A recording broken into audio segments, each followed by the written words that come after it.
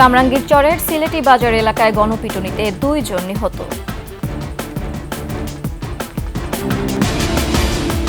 আজ থেকে শুরু এসএসসি ও সমমান পরীক্ষা, অংশ নিচ্ছে 19,28,000। এবং চীন ছাড়া সবার জন্য 90 দিন বাড়তি শুল্ক স্থগিত, ট্রাম্পকে ধন্যবাদ দিলেন প্রধান উপদেষ্টা।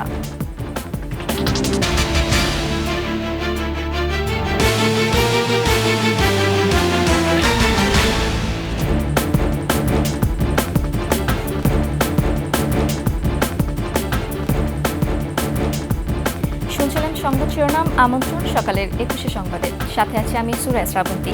দর্শক, 21 টেলিভিশনের সংবাদ একসাথে সরাসরি দেখতে পাবেন আমাদের ফেসবুক পেজ www.facebook.com/2124 অনলাইনে। এছাড়া সাবস্ক্রাইব করতে পারেন www.youtube.com/@21 চ্যানেলে। কামরাঙ্গীর চরের সিলেটি বাজার এলাকায় গণপিটুনিতে 2 জন নিহত হয়েছে, আহত হয়েছে আরও একজন। কামরাঙ্গীরচর থানার ভারপ্রাপ্ত কর্মকর্তা আমিরুল ইসলাম জানান, গতরাত 10:30টার দিকে এক মামলার বাদীকে হুমকি ধামকি দেওয়ার সময় স্থানীয় জনতা 3 জনকে গণপিটুনি দেয়। এ সময় ঘটনাস্থলেই একজন এবং হাসপাতালে নেয়ার পর আরেকজন মারা যায়। পুলিশ বলছে, নিহতদের কোনো রাজনৈতিক পরিচয় নেই, বরং তারা সন্ত্রাসী কার্যক্রমের সঙ্গে জড়িত। তাদের বিরুদ্ধে কামরাঙ্গীরচর থানায় একাধিক মামলা রয়েছে।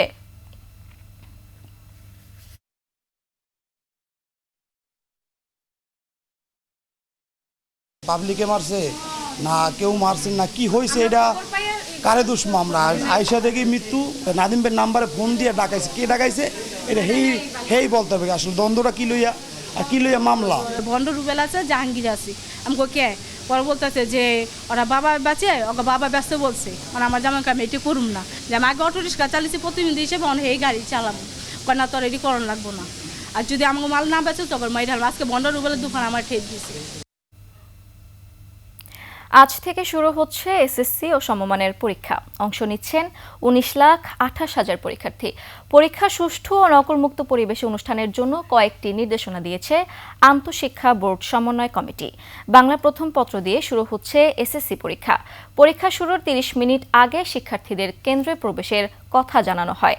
প্রশ্ন ফাঁসের গুজব ঠেকাতে নিয়মিত সামাজিক যোগাযোগ মাধ্যমে নজরদারি চলছে, নেওয়া হয়েছে বাড়তি নিরাপত্তা। পরীক্ষা চলার সময় 13 মে পর্যন্ত সব ধরনের কোচিং সেন্টার বন্ধ থাকবে বলেও জানিয়েছে শিক্ষা বোর্ড। সেই সঙ্গে প্রশ্ন ফাঁসের গুজবের বিষয়ে সর্বোচ্চ সতর্ক থাকার আহ্বান জানানো হয়। এদিকে ঢাকা মহানগরীতে কেন্দ্রের 200 গজের মধ্যে পরীক্ষার্থী ছাড়া জনসাধারণের প্রবেশে নিষেধাজ্ঞা দিয়েছে ডিএমপি। চীন ছাড়া বাংলাদেশ সহ অন্য সব দেশের জন্য 90 দিন যুক্তরাষ্ট্রের বাড়তি শুল্ক স্থগিত করা হয়েছে। বুধবার নিজের সামাজিক যোগাযোগ মাধ্যম ট্রুথ সোশ্যালে দেওয়া এক পোস্টে এ তথ্য জানানো যুক্তরাষ্ট্রের প্রেসিডেন্ট ডোনাল্ড ট্রাম্প। আর শুল্কারোপ ইস্যুতে ইতিবাচক সাড়া দেওয়ায় ধন্যবাদ জানিয়েছেন প্রধান উপদেষ্টা ডক্টর মোহাম্মদ ইউনুস। এ সময় দেশগুলোর পণ্যে পাল্টা শুল্ক ন্যূনতম 10% কার্যকর হবে। তবে চীনের পণ্যে শুল্ক বাড়িয়ে 125% ঘোষণা করেছে মার্কিন প্রেসিডেন্ট। ট্রুথ সোশ্যালে দেয়া পোস্টে ট্রাম্প লিখেছেন, আশা করি নিকট ভবিষ্যতে চীন ও অন্যান্য দেশ উপলব্ধি করতে পারবে যে যুক্তরাষ্ট্রের সঙ্গে প্রতারণার দিন আর গ্রহণযোগ্য হবে না। ট্রাম্প আরও লিখেছেন, প্রকৃত অবস্থার ভিত্তিতে 75টির বেশি দেশ যুক্তরাষ্ট্রের প্রতিনিধিদের সঙ্গে যোগাযোগ করেছেন। এসব প্রতিনিধির মধ্যে যুক্তরাষ্ট্রের বাণিজ্য বিভাগ, অর্থ বিভাগ ও ইউএসটিআর রয়েছে। দেশগুলোর বাণিজ্য, শুল্ক, মুদ্রা কারসাজি সংক্রান্ত বিষয় নিয়ে সমাধানে পৌঁছাতে সমঝোতার আলোচনার জন্য অনুরোধ জানিয়েছে। ট্রান্সশিপমেন্টের মাধ্যমে নিজেদের ভূখণ্ড ব্যবহার করে বাংলাদেশের পণ্য তৃতীয় দেশে যাওয়ার ব্যবস্থা বাতিল করেছে ভারত। ভারতের central board of indirect taxes and customs এই সুবিধা বাতিল করে আদেশ জারি করেছে। এর কারণে ভুটান, নেপাল ও মিয়ানমারের মতো তৃতীয় দেশে সহজে পণ্য পাঠাতে পারবে না বাংলাদেশ। আফসানা নীলার ডেস্ক রিপোর্ট। ভারতের স্থল সীমান্ত ব্যবহার করে বাংলাদেশ থেকে ভুটান, নেপাল, মিয়ানমার সহ তৃতীয় কোনো দেশে রপ্তানি পণ্যের ট্রান্সশিপমেন্ট সুবিধা বাতিল করেছে ভারত। ভারতের central board of indirect taxes and customs সিভিআইসি এক সার্কুলারে এই সিদ্ধান্ত জানায়। এর পাশাপাশি 2020 সালের 29 জুন দেয়া এ সংক্রান্ত আদেশও বাতিল করা হয়। বাতিল আদেশে আরও বলা হয় যেসব পণ্য বোঝাই যানবাহন ইতিমধ্যে ভারতের ভূখণ্ডে আছে সেগুলো দ্রুত ভারতের ভূখণ্ড ত্যাগ করবে। ভারতীয় সংবাদ মাধ্যম ইন্ডিয়ান এক্সপ্রেস প্রতিবেদনে জানায়, ভারতের সেভেন সিস্টার্স অঞ্চল নিয়ে বাংলাদেশের বর্তমান ভাবনা এবং ভারতের উত্তর পূর্বাঞ্চলে চীনের অর্থনৈতিক প্রভাব সম্প্রসারণে বাংলাদেশের সমর্থনের অভিপ্রায় প্রকাশের কারণে ভারত এই সিদ্ধান্ত নিয়েছে। বেশ কিছুদিন ধরে ভারতের রপ্তানিকারকরা, বিশেষ করে পোশাক খাতের ব্যবসায়ীরা প্রতিবেশী বাংলাদেশকে দেয়া এই সুবিধা প্রত্যাহারের জন্য নরেন্দ্র মোদী নেতৃত্বাধীন সরকারের প্রতি আহ্বান জানিয়ে আসছিল। ভারত 2020 সালের জুন থেকে বাংলাদেশকে পণ্য রপ্তানির এই সুবিধা দিয়েছিল। ট্রানজিট সুবিধা বাতিলের ফলে বাংলাদেশের রপ্তানিকারকদের খরচ ও সময় বৃদ্ধি পাবে। বিশেষ করে ভুটান ও নেপালের মতো দেশগুলোর সঙ্গে বাংলাদেশের বাণিজ্যে প্রভাব পড়বে। এমন এক সময়ে ভারত বাংলাদেশকে দেয়া সুবিধা বাতিল করল, যার কয়েকদিন আগে ভারত বাংলাদেশ সহ বিশ্বের কয়েক ডজন দেশ ও অঞ্চলের বিরুদ্ধে উচ্চমাত্রার শুল্ক আরোপ করেছে মার্কিন যুক্তরাষ্ট্র। আফসানা নীলা, ডেস্ক রিপোর্ট, 21 টেলিভিশন। জনপ্রিয় হয়ে উঠেছে নদীতে ও খালে খাঁচায় মাছ চাষ পদ্ধতি। কম পুঁজিতে বেশি লাভজনক হওয়ায় ভাসমান এ পদ্ধতিতে মাছ চাষে আগ্রহী হচ্ছেন ভোলার চাষিরা। এতে বেকারত্ব কমার পাশাপাশি বৃদ্ধি পাচ্ছে মৎস্য উৎপাদন। ভোলা প্রতিনিধি মেজবা উদ্দিন শিপুর তথ্যচিত্রে ডেস্ক রিপোর্ট। নদীতে ভাসছে নেট দিয়ে তৈরি খাঁচা, তাতে লাফাচ্ছে হাজার হাজার মাছ। এমন দৃশ্য চোখে পড়বে ভোলার চরশ্যামাইয়া, ভেদুরিয়া, ভেলুমিয়া, ধনিয়া সহ 7 উপজেলার নদী ও খালের মুক্ত জলাশয়ে। জিআই পাইপ, ড্রাম আর নেট দিয়ে তৈরি করা হয় খাঁচা। একটি খাঁচা তৈরিতে খরচ 10 থেকে 12,000 টাকা। প্রতিটি খাঁচায় মাছ চাষ করা হয় 1000-এর মতো। নদীর জোয়ার ভাটার পানিতে বেড়ে ওঠা খাঁচার মাছে যেমন খাবার কম লাগছে, তেমনি স্বাদও নদীর মাছের মতো। খাঁচার মাছটা কোনো লস নেই, আর এই মাছটা বাজার সাইড অনেক ভালো, খাইতে সুস্বাদু। জোয়ার ভাটার পানির কারণে আমরা অনেক ভালোভাবে মাছ চাষ করতে পারতেছি। আমাদের ওই মেডিসিনের খরচটা আমাদের বাঁচে থাকে। পদ্ধতিটা ভালো লাগছে। আমি এলাকায় যাইয়া নিজেও এই প্রকল্প করে স্বাবলম্বী হওয়ার চেষ্টা করবো। বেকার গুলো এইভাবে খাঁচার ভিতরে মনে করেন মাছ চাষ করে খাইতে পারলে খুবই ভালো হয়। খাঁচা বানানো, মাছের পোনা উৎপাদন বিষয়ে প্রশিক্ষণ দিচ্ছে গ্রামীণ উন্নয়ন সংস্থা ও জেলা মৎস্য বিভাগ। তাদের সাথে আমরা নির্বাচন করে ওদেরকে ট্রেনিং দিয়ে থাকি। ট্রেনিং দিতে কিভাবে মাছ চাষ করতে হবে সেই বিষয়ে আমরা ধারণা দিই, আর আমরা হাতে কলমে আমরা শিখিয়ে দিই। ভাসমান খাঁচায় মাছ চাষ করে প্রতি 3 মাস পর পরে প্রতি খাঁচা থেকে প্রায় 10 থেকে 15,000 টাকা করে লাভ করতেছে। তরুণ উদ্যোক্তা যারা আছে তাদেরকে কিন্তু মাছ চাষ অন্তর্ভুক্ত করা যাবে এবং মাছের উৎপাদনও বাড়বে। তো আমরা সেই লক্ষ্যে কাজ করছি। আশা করি এইখানে খাঁচার মাছ চাষ সম্প্রসারণ হবে। এসব খাঁচায় চাষ করা হচ্ছে মনোসেক্স জাতের তেলাপিয়া, সরপুঁটি ও কার্প জাতীয় মাছ। Khurshid Alam, desk report, 21 television. নিচে সংবাদ বিরতি। যখন ফিরছি তখন অন্যান্য সংবাদের সঙ্গে আরও থাকবে। ডমিনিকায় নাইট ক্লাবের ছাদ ধসে মৃতের সংখ্যা বেড়ে 124, চলছে উদ্ধার কাজ।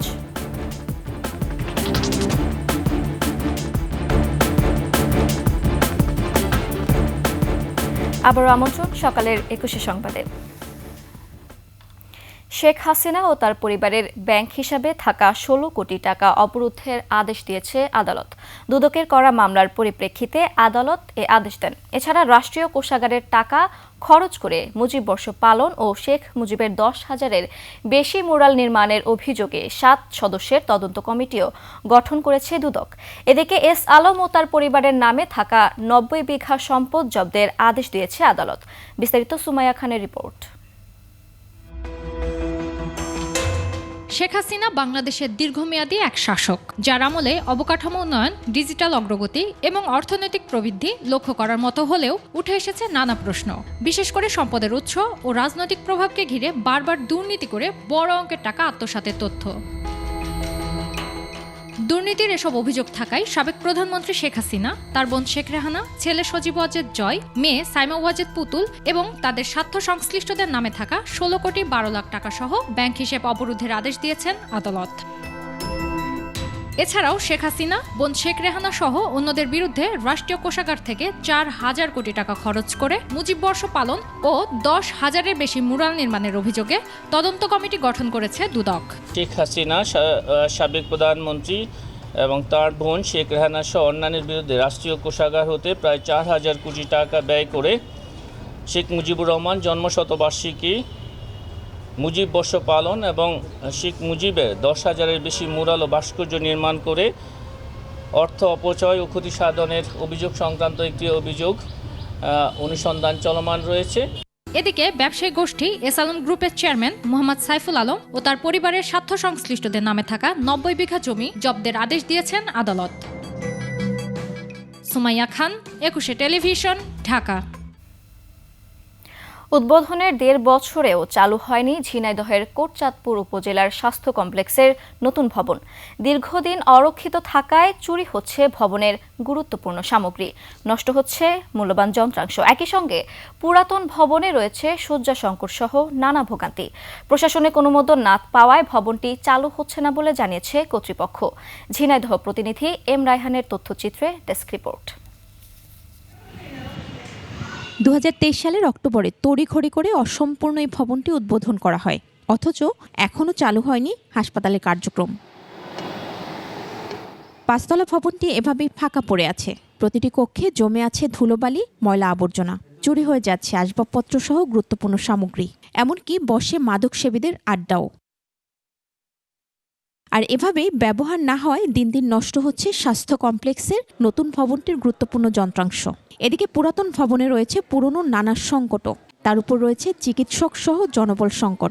এত বড় একটা বিল্ডিং, এর কোনো ডাক্তার কিছু নেই, কোটি কোটি টাকার খরচ, কিন্তু আসলে এখান থেকে আমরা কেউই সুবিধা পাচ্ছি না। পুরাতন বিল্ডিং এ রুগী ধরে না, ওখানে সিট পাওয়া যায় না। আটকে না রেখে জনগণের স্বার্থে যত দ্রুত সেগুলো মেনটেন করে। বিল্ডিং যদি চালু থাকতো তাহলে তো এই জিনিসগুলো চুরি হইতো না। প্রশাসনিক অনুমোদনের জন্য প্রয়োজনীয় পদক্ষেপ নেওয়া হয়েছে বলে জানান স্বাস্থ্য বিভাগের এই কর্মকর্তা। জনগণের সেবাটা তো আসলে আমাদের মুখ্য উদ্দেশ্য।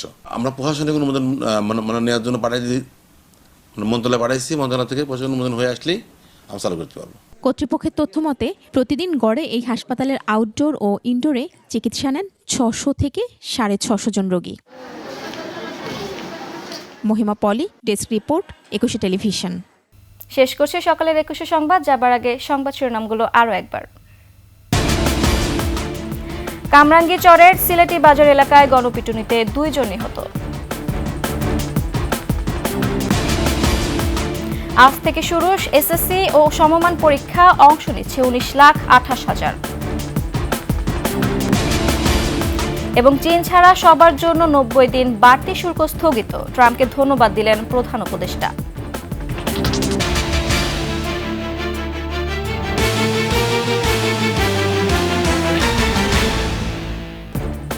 সর্বশেষ সংবাদ জানতে ডায়াল করুন 2021 নম্বরে, আর ভিজিট করুন 21-tv.com ওয়েবসাইটে। ফেসবুকে ভিজিট করতে পারেন www.facebook.com/2124 অনলাইনে। এছাড়া সাবস্ক্রাইব করতে পারেন www.youtube.com/@21ATV চ্যানেলে। এতক্ষণ সঙ্গে থাকার জন্য ধন্যবাদ। পরবর্তী সংবাদ সকাল 9টায় দেখার আমন্ত্রণ রইল। 21-এর সাথেই থাকুন।